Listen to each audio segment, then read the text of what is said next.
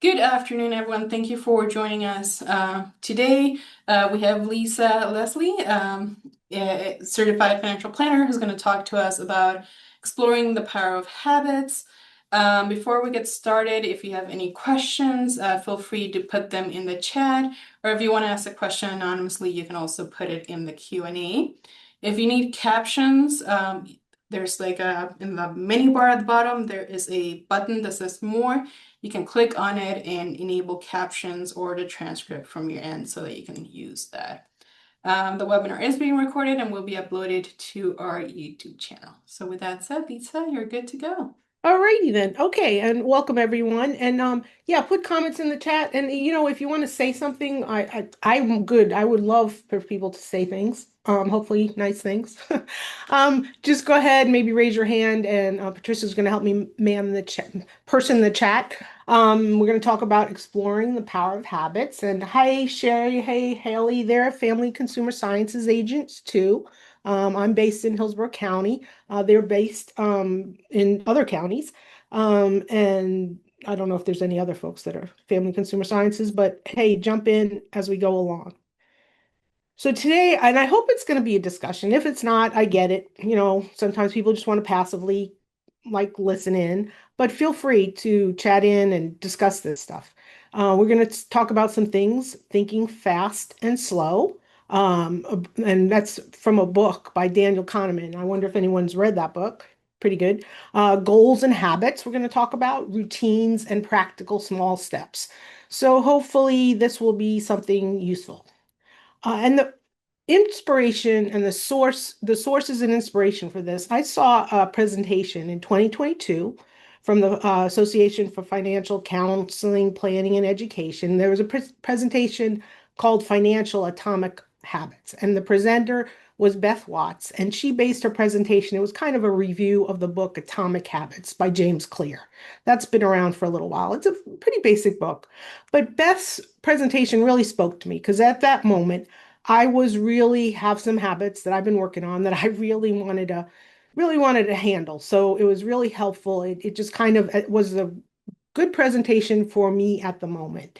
And I'm hoping this one because I could use a little booster shot. So hopefully this helps, helps folks and hopefully helps myself. Another book that deals with this was by The Power of Habits by Charles Duhigg. And then Thinking Fast and Slow by Daniel Kahneman. He's kind of him and his partner Tversky. They're both gone now. They both died, but they were kind of the fathers of behavioral economics. All right. So first, let's talk about goals. Goals for success. The ingredients. We need to have the right attitude. That's very important, as my parents used to tell me when I was a teenager. You need to have no, we need knowledge, we need skills. All those things are great. The attitude is kind of intrinsic to ourself. Knowledge, we can acquire that. And nowadays, with all the tools and research, as long as we know the questions to ask and when to be skeptical, we can get that. And skills, but then there's the other thing, taking action, because we can know a lot. Like I said, that presentation spoke to me. It wasn't because I didn't have the knowledge, the skills, my attitude needed to change a bit, but I needed to learn how to take action towards certain things. All right, and I got this quote. It's from William James. He's a psychologist way back when, and he did have his detractors, but I think this kind of was a good sum up for this webinar. All our life so far as it has definite form is but a mass of habits, practical, emotional, and intellectual, systematically organized for our wheel of woe and bearing us irresistibly toward our destiny, whatever the latter may be. All right. All right. So that's a quote from that psychologist from days gone by. Thinking Fast and Slow. Again, this was a book by Daniel Kahneman in which he talks about the two systems of thinking. We have system one thinking, which is our fast and conscious, our emotional responses to situations and stimuli. It's automatic thinking. Like we don't want to really think hard when we're tying our shoes on the way here to work today, when cars stopped in front of me. I didn't want to have to think, well, should I stop? I want to react quickly. I don't want to think about little things like it's just automatic. We can do it. It's fast thinking. That's system one. All right, system two thinking is slow, effortful, logical, and requires effort. It's used to solve complicated problems. And the thing is, we're always kind of on system one, and that can work for us if we need to think quickly. But as we'll see with habits, sometimes if we always lead on system one, that could lead us to doing things without thinking. So we want to make kind of, and we'll talk about how we can automate, how we can fix our environment so that we can make that automatic thinking work for us. Yeah, okay. All right. So goals and habits and goals. Oh my goodness. Since I started working here way back when, goals. We always talked about goals, smart goals, and we'll show an example of that. Goals, goals, goals. Goals provide direction, and they're very important. I'm not going to take away from that. But habits are the action. That's the journey we want to be on. So when we talk about goals, and we often the acronym, we love our acronyms as educators, SMART goals. We want something that's specific, measurable, achievable, relevant, and time bound. So a SMART goal. So that doesn't mean we don't I don't tell people this is the way to map out your plan. What is a SMART goal for you is for you to decide. But a SMART goal, here's an example. If I wanted my goal is a $2,000 emergency fund, and I wanted the target date for that, I want to have a time bound, a target, May 2027. And then I want to make it measurable. How much? So, if I save $167.67 approximately, comes out to a little over 2,000 in 2 years. And that's just boils down to $5.48 a day. So, and then it's, make it measurable. Don't just say, hey, I wanna be financially stable. I want this particular thing or goal, an emergency fund, which is really the base of financial stability. And is this achievable? That's the thing that I have to say. Is this realistic for me? I have to say that. And sometimes we can see, especially, when I work with folks, is this realistic for you? Take a look. Is this realistic? All right, but then habits are a little different. They're efficient. They're the things that get us going along. They're the routines that get us through the day. They're stimulated by cues or triggers. And again, if anybody has, and I know Patricia will let me know, or somebody will shout out if there's a comment or anything, but they're the routines. So when we think about goals, there are plans that were plans to achieve our outcomes. But our habits are system-based. They're routines, as I said. All right. All right. And in The Power of Habit, that book by Charles Duhigg, he talks about the habit loop, which is initiated. There's a cue, something that gives me the stimulus. Then I implement this routine and I get a reward. And we're going to talk more about this as we go on. Has everyone ever heard about this habit loop? See any comments in there? I'm kind of looking this way because I've got two monitors and one's over here on the side. All right. All right. No questions yet. Nope. Okay. All right. Or comments or challenge me. I'm fine with being challenged. I love it. If you disagree or something, just say it. Because this is subjective stuff. Consider your habits. So take a moment and consider what are some habits I have? What are some habits I like? What are some habits I'd like to break? Or we'll talk about that. And then and this one is the one for me that was kind of a little eye-opening. Take a look at myself. Take a real hard look. Do my habits match the person I want to be? And that's the person I want to be today, because the person I used to be when I looked in the mirror, that was fine. But how about today? Does this person that I see, these habits that make up my daily routines, is this who I want to be? And that kind of, again, like I said, hopefully other folks will get it, but that helped me kind of think about how do I want to see myself? All right, so some things to facilitating habits. Automation. I bet you lots of folks do this, and nowadays it's really gotten easy. I come from the olden days when you used to actually have to go pick up a paycheck, but now we have direct deposit. We have auto bill pay. So I can, if I've got some really important loans, that I know I definitely want, set them up on auto bill pay. For a lot of folks, that could be a student loan because, you make those payments, you can get towards student loan forgiveness.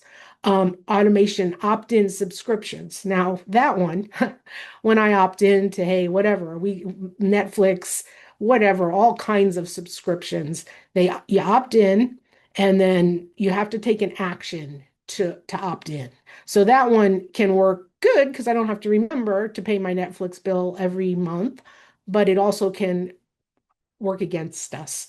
Do I have whole bunches of subscriptions that they're automatic? It's not working for me. The vendor loves them, but does that work for me? For some things, yes, for some not. One-click ordering. Amazon makes it so easy to order.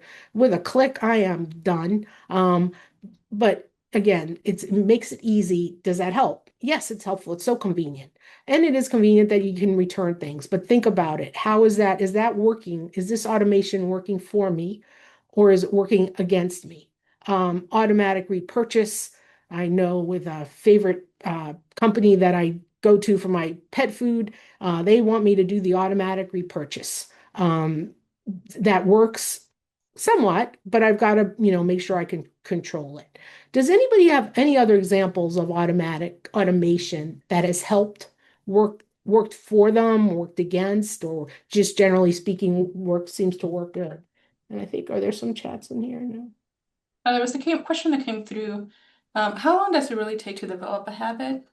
Yeah, there's actually some science behind that. The last I saw it was, 6 weeks. I haven't looked at that lately, but yes, there is some science between how long, there's been some research. Last I heard was 6 weeks, but I'm not sure. Has anybody heard anything in that regard? But the longer you do it, now that doesn't mean too you can't break it, but there is, and that's a really good question. I don't have the most recent research.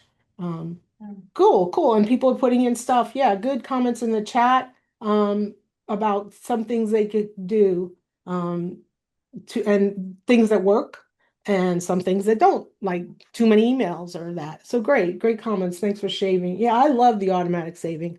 That was a big paradigm shift for me when I decided, okay, not every penny is going to be spent. Some of it is going, some of it goes for short-term savings, some of it goes for long-term goals. So that's a big one. Yeah. Yeah.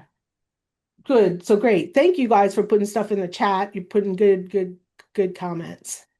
One real quick tip for the one-click purchase. I have a 3-year-old niece. You don't want that enabled in your iPad if you're gonna give it to your niece. Just taking Oh, from experience. yeah, I can see that must be huh. It was a costly weekend. Okay, so yeah, good tip. Thanks, Patricia.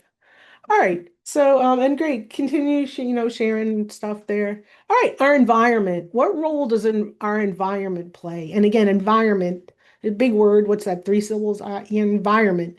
And when we talk about our environment, is it just our physical environment?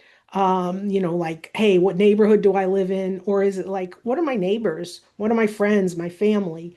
Um, it could be just the environment of my refrigerator or what is my environment? What is my environment and what role does it play? And we're going to talk a little bit about choice architecture. That was from a book, Nudge, that was, I know somebody may have read that, but if we can set up our environment, maybe it's our physical environment, to make things easier. How can we set up our environment? Maybe how can we surround ourselves with people who make it easier for us to be the person that we want to see in the mirror? Okay, so now we're going to talk about keystone habits. And these are habits that if I develop this habit, this one habit, it's going to change various aspects of my life. And I know this myself. So if I can change one thing, it is going to have a domino effect. So for instance, if I can maintain a fixed exercise schedule, okay, great. There are those decrease for health issues, a lot of health things, arthritis, diabetes, wonderful. But what about all the other things? By that one habit, maybe I have more confidence, less anxiety, increase work productivity. So this one habit is a keystone and it can unlock a whole bunch of stuff. All right, so now another one, and this one is from a personal finance side, which is the side where I work, but I love nutrition and health. So keystone habit, pay yourself first. That is such a wonderful habit to get into, like some folks said, because you can build an emergency fund, and it is the baseline of financial stability. And you can have with that less anxiety. It's not like, oh my gosh, I need to get a car repair, something happened, and I've always got to worry. It can take that cushion, can really, really take the anxiety away. And it can help me avoid credit card debt. So that means I'm going to decrease money spent on interest charges. Oh my gosh, then I have extra money to put maybe not only towards short-term goals, but towards long-term goals. Or maybe even buy myself, instead of paying interest, I am going to buy myself something that I enjoy. Because I'm not paying interest, I'm paying less money. And I can increase insurance deductibles because I have enough to say, hey, I'm going to save on my premium. And then I have enough deductible money in my, in my emergency fund. So just some examples of keystone habits. Okay, so somebody asked, should we have a budget as a habit? What is a good site to use? So good point. Yes, I think a budget is good. I mean, and we can use these tools to use. I don't know of a good site that'll budget for me, but there are tools we can use. First of all, take a look at what my income is. And then, as someone said, some of it, what are my essentials? So I've got to have that. And then I'm going to dedicate some of it to go into my savings account. And some of it, before I even see it, is going to go into my workplace retirement plan. Some of us, I have a health savings account. So that's going to go there. And then I have some left. So that's kind of the basic of budgeting. Now, do you use a tool? You can use Excel. There are some apps that you can use to say, hey, it helps you track. I think Haley is building a money management app, the only thing with apps though is to get it really good. I have one through a financial advisor that I worked with, that it tracks everything. And I don't have to, it's so nice when you don't have to write it down or input it. It just pulls it in. So that can be really helpful to those of us who don't want to.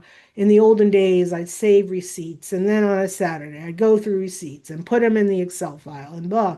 Nowadays, there's a lot more good tools where you can just download your statements from credit cards, banks, and then they will give you a list out, and some of them will even break it down by category. You just have to make sure that category is correct, because definitely you brought up a good thing. Budgeting is a baseline.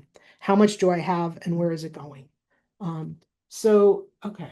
So so every dollar somebody put, there's some apps in there, premium mode. So yeah, it's an app. There are apps. And the cool thing about an app, especially one that hooks to your account, is it can make it so easy. Just be careful, because there was one we used to always recommend by the big company, but it's not the same anymore. But it was so widely used and so helpful. So the thing is, if it's going to do it for you, you do have to track hook to your accounts. Be careful. Uh, they are tracking you. If it's free, the product is me, right? So be careful what they're going to bombard you with. You're going to get those emails that you might want to unsubscribe for. So just be careful about that. Um, and not a paid sponsor though. Yes, thank you, Vincent. I didn't think you were. I figured you were pointing out a good app. And if anybody has other suggestions, I still, some people still like the old paper method. But some people, it's nice to automate, to do that sort of thing. And we do have a lot of tools to do that as well. Any other comments or any other? No? Nope. Okay. All right. All right. So we talked about that. This is really, again, I won't just go over and over it, but yeah, budgeting and tools that would be great. All right. Planning ahead. How to put good intentions into practice. Um, and this is, I want my intentions to do this, to plan ahead for this.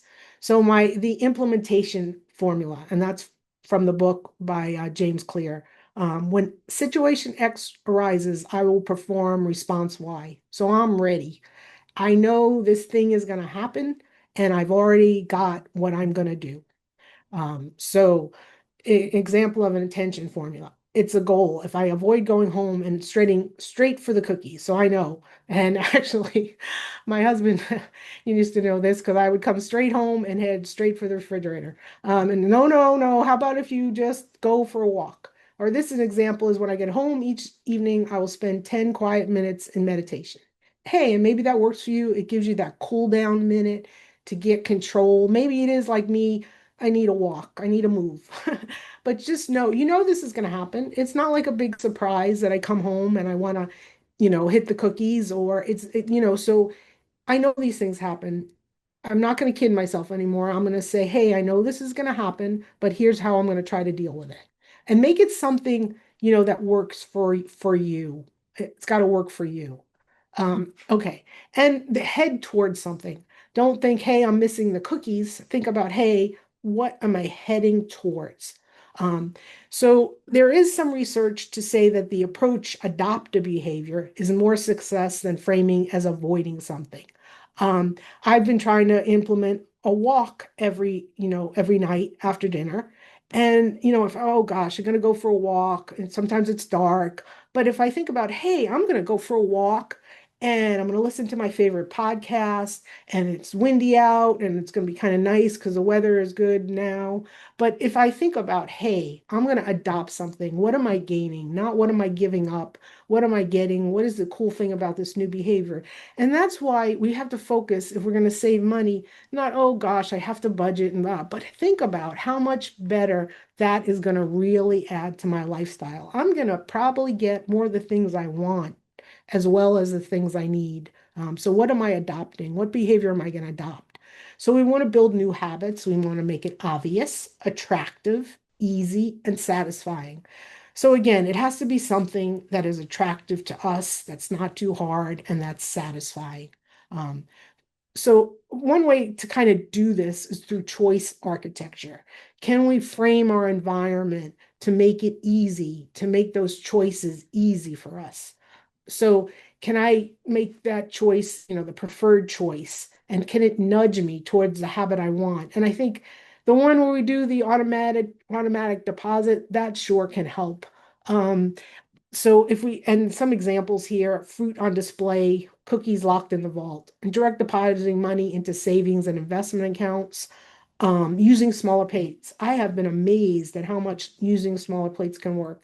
Now, we're talking about finances again, direct deposit, and I think budgeting, the thing that helped me when I was, first starting to budget when I was using those receipts was going through the receipts, going through things and taking a look at the week and saying, am I still happy with that thing that I purchased? Am I still happy with it? And that kind of nudged me towards thinking more before I made a purchase. All right. Example, put workout clothes next to my bed when I get up. So kind of create my environment. I'll put them on, and as a part of my morning routine, I'll walk 20 minutes and stretch. Um, so I know it makes me feel so good on the weekends sometimes to go, to go paddle boarding and we kayak too. So if we put those things on the top of our car on a Friday night and get all ready, we are so much more committed to doing that thing. So how is it? And again, with the direct deposit type of thing, if you do it, it's done. You've committed to it. And a commitment. Has anyone ever heard of Ulysses? I think it's a mythical story about how he was on a boat. People would go through this area, and I think some people have, yeah. And so yeah. So anyway, you guys know the story. He wanted to hear the siren song, but people would hear the siren song and go and crash their boat.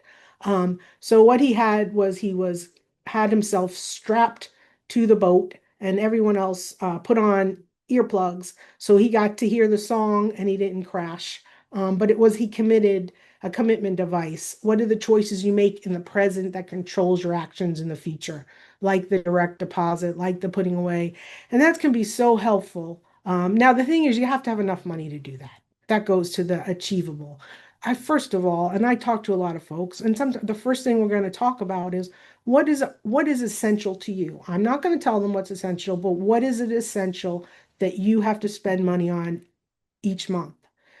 So what is essential, and then what's left over? Because that gap, what do you want to do with that gap? And that's the money that you can commit to those other things. But it can be very difficult, to have that commitment to automatic saving is if there isn't enough. So my advice is don't make it achievable. That's a big deal. Make it achievable. All right, so breaking bad habits. How can we break bad habits? And anyone has any suggestions, please put them in the chat. So I can do my best to make it invisible, unattractive, difficult, and unsatisfying. So if I look at myself in the mirror and I think, do I what habits are unattractive to me? And that means unattractive to my way of life, to how I see myself.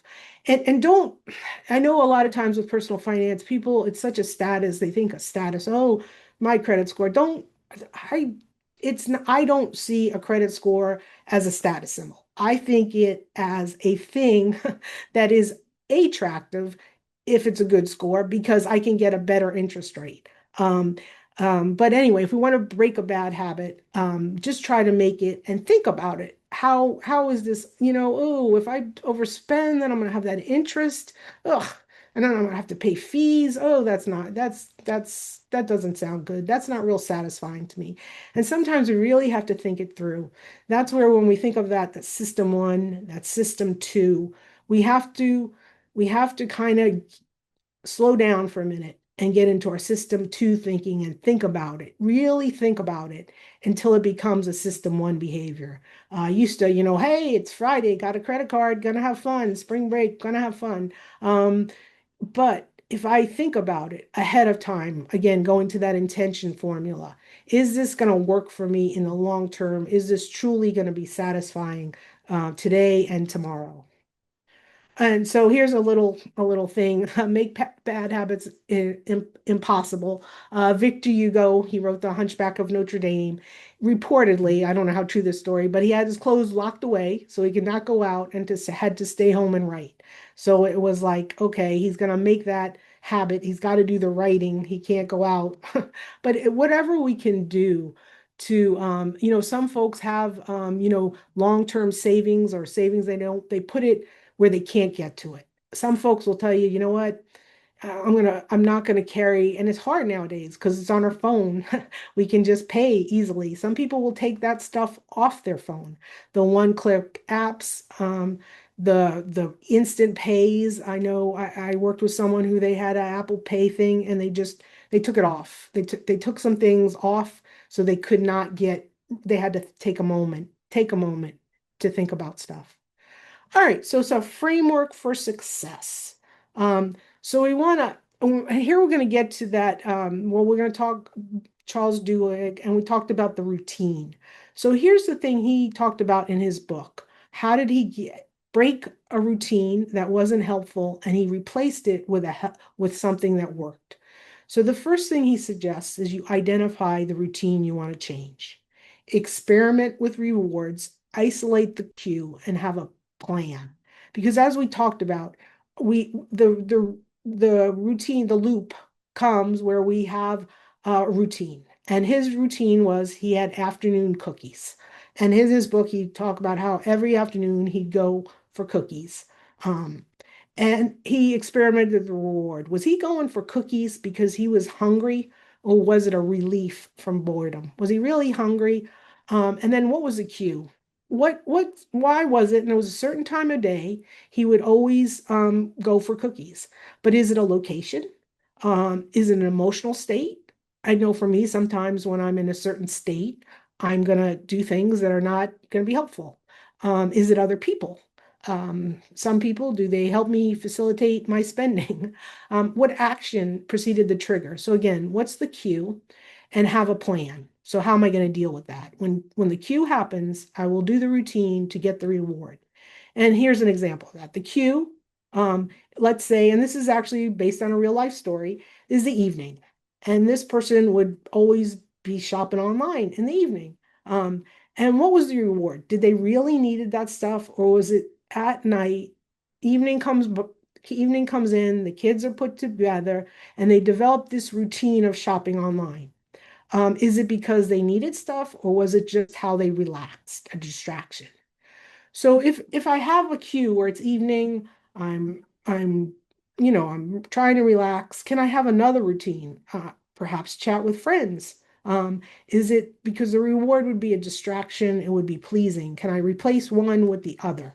So that's kind of the idea. The cue, something happens. Is it evening? Is it, I know retail therapy, I'm sure people have heard of that.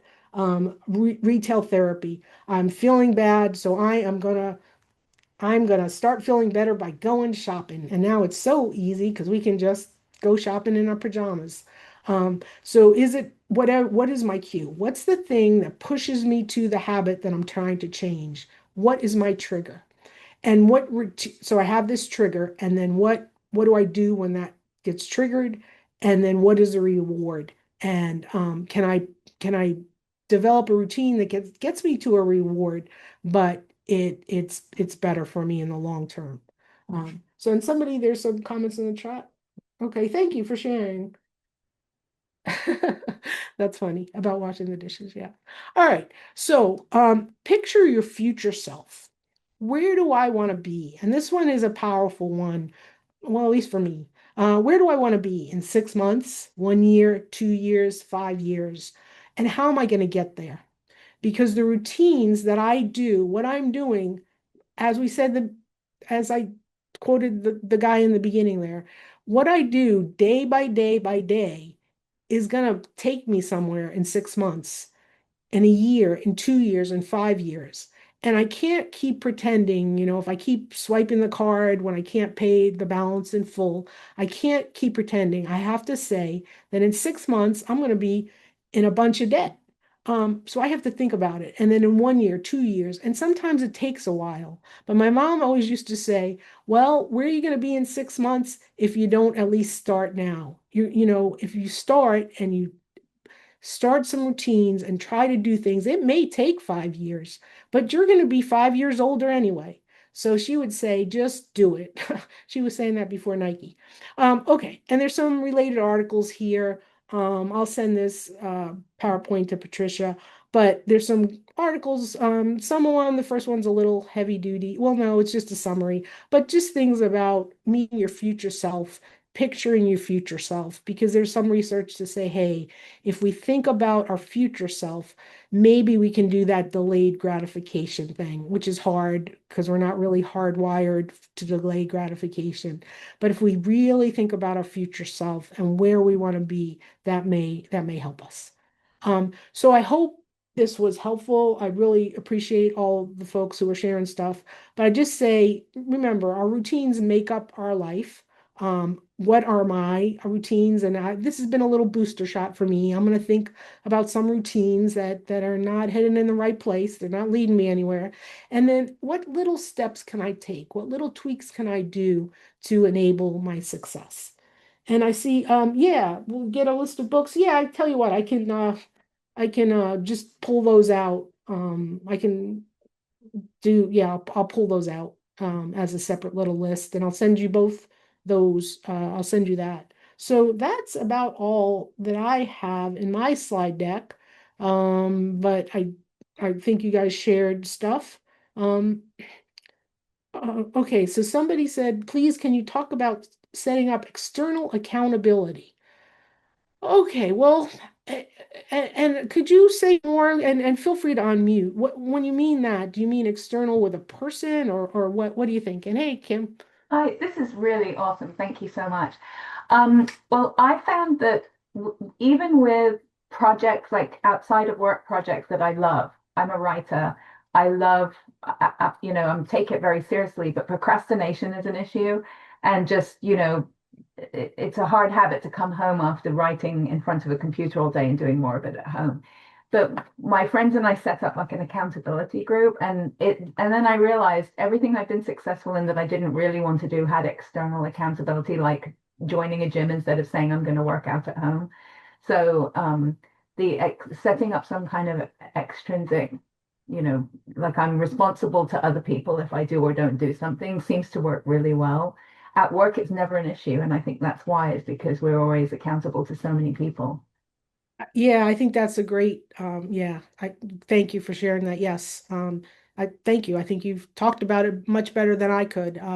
Yes, being is that is, and we have to make sure it's so helpful if we have somebody who'll push us in the right direction. If you have those people, if you're accountable, like you said, some people say, hey, it's great to make public your goals. I have actually made public a goal. I'm going to retire in 2 years. And I guess I kind of did it externally because I have publicly declared it. And by goodness, I will do it because I want to do it. It's going to happen. And I make public, some people say, now some goals, it depends on your environment, but I'm like, hey, in 2 years, shove me out the door. So I don't know, but I think Kim, you got a good point, especially if you have folks around you that will, hey, you do that thing, that'll help. Now, sometimes we have folks who won't help us, so kind of avoid those folks. Any other comments or things? All right, again. Well, I hope this was helpful. I will separate those things if from the PowerPoint, and I'll send you both, Patricia, I guess, following this, or I guess I could just drop it in the chat, couldn't I? Right now I can drop the let me see if I remember how to do that, where I just drop the file in the chat. Oh, it's on OneDrive, so it might not be that easy because it's my county OneDrive. You can send them my way and I can upload it Yeah, or okay, like because link yeah, to it if especially you when will. I bet probably need to stop sharing my screen. Yeah. Unshare. All right, yeah, Any I'll other just do that. questions or comments before we sign off? Let's see. All righty, and I'll send that to you. Yeah, thank you. Yeah. Thank you. All right then. Well, have a happy Friday and go do something that'll make you happy in the long and short term. Thank Enjoy the you. weekend, like they Take say. Thank care. you Thank you, so much. everybody. Bye-bye. Thank you, Lisa. Appreciate your help and your input for today's webinar. Thank you, Thank you. everybody.